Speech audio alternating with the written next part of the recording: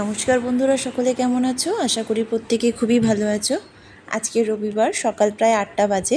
আমি চালটা ধুয়ে রেখে যাব একটু বাজার। জানেন তো আজকে আমার খুব খুশির দিন। আজকে রূপকের ছুটি। ছুটি মানে রবিবার দিন সকলেরই ছুটি থাকে, কিন্তু রূপকের ছুটি থাকে না। রূপক এই মনে হয় জয়েন করার পর আজকে ফার্স্ট ছুটি নিয়েছে। তো এই সকালবেলা চাল ঠাল ভিজিয়ে আমি চালের জলটা না ফেলে দিই না। শুনেছি চালের জল, ডাল ধোয়া জল, এগুলো সব গাছে দিলে নাকি বেশ পুষ্টি হয় গাছে। তো আমি এই চাল ধোয়া জলটা সব গাছের মধ্যে অল্প অল্প করে দিয়ে দেবো। দিচ্ছি তো ঠিকই, কিন্তু গাছগুলোতে না কোনো ফুল ফল কিছুই আর হচ্ছে না। লঙ্কা গাছের চারাগুলো লাগিয়েছি, বেশ বড় বড় হয়েছে।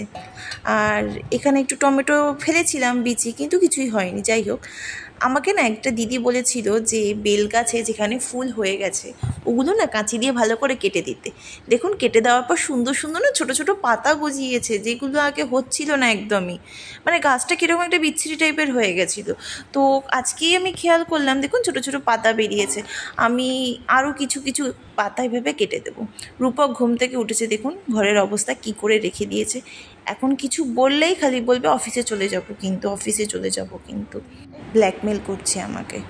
কি আর করা যাবে, চলুন বাজারে বেরিয়ে গেছি। এই যে এইটা আমার ঘর, এই বারান্দাটাতে মানে এই পিছনটা, এই সাইডটা আমরা থাকি আর কি। আমার বাড়ি থেকে বাজার বেশি দূর নয়, এই রাস্তাটা সোজা গিয়ে রাইট সাইড গেলেই বাজার। 1 থেকে 1.5 মিনিট বাইকে লাগে। আজকে রবিবার তো বাজারে দেখুন কত ভিড়, কত গাড়ি, গাড়ি রাখারই জায়গা নেই। আর অন্যান্য দিন এখানে আসলে ফাঁকা। ফাঁকা মানে কি বলুন তো, এইখানকার মানুষ বেশিরভাগ নিরামিষ খায়। আজকে যেহেতু সানডে, এখানে সানডে, ওয়েডনেসডে আর ফ্রাইডে, এই 3টে দিন মাছের বাজার আপনি খোলা পাবেন। আর বাদবাকি সোম, মঙ্গল, বৃহস্পতি, শনি, এই দিন একদম মাছের বাজারে মানে একটা কুকুর পর্যন্ত আপনি দেখতে পাবেন না।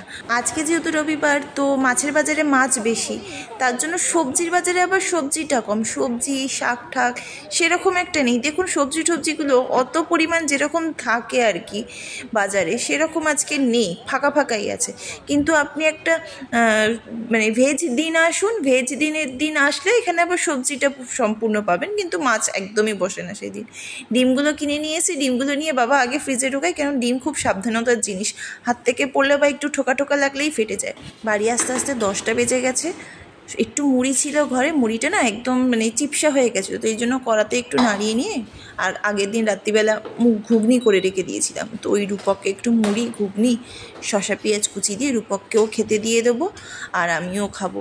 রূপককে খেতে দিতে দিতে আমার তো ইন্ডাকশানে রান্না করতে না তো অনেক সময় লাগে, তাই আর ইন্ডাকশানটা খালি রাখিনি, ভাতটা ওদিকে বসিয়ে দিয়েছি। তো রান্না করতে করতে না অনেক সময় চলে যাবে। ইন্ডাকশানে ধীরে ধীরে হয়তো। টাটা, দেখা হবে আবার একটা ভ্লগে।